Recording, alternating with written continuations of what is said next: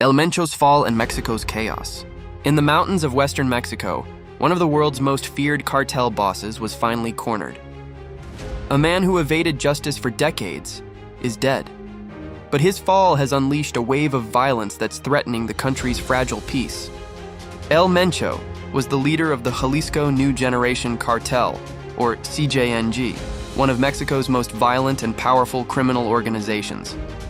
Under his rule, the cartel expanded its reach across Mexico and into the United States, trafficking fentanyl, methamphetamine, cocaine, and other drugs. On February 22nd, Mexican security forces launched a coordinated raid in Tapalpa in the state of Jalisco. They had help from U.S. intelligence, part of a long-running effort to dismantle the cartel's leadership.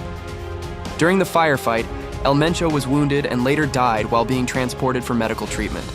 At least 6 of his associates were also killed in the operation. The news of his death did not bring peace.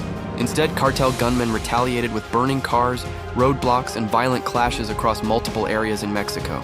Flights were canceled at major airports, and everyday life ground to a halt in cities like Puerto Vallarta and Guadalajara as CJNG operatives lashed out.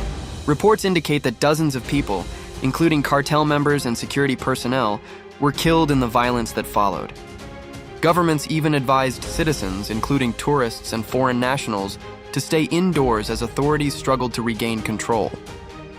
What this means: El Mencho's death is being called one of the biggest blows to organized crime in Mexico in decades, compared to even the fall of El Chapo years earlier.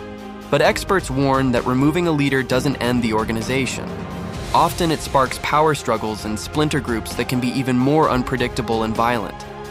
Cartels like CJNG have deep roots, extensive networks, and multiple lieutenants ready to step in, making Mexico's security challenges far from over.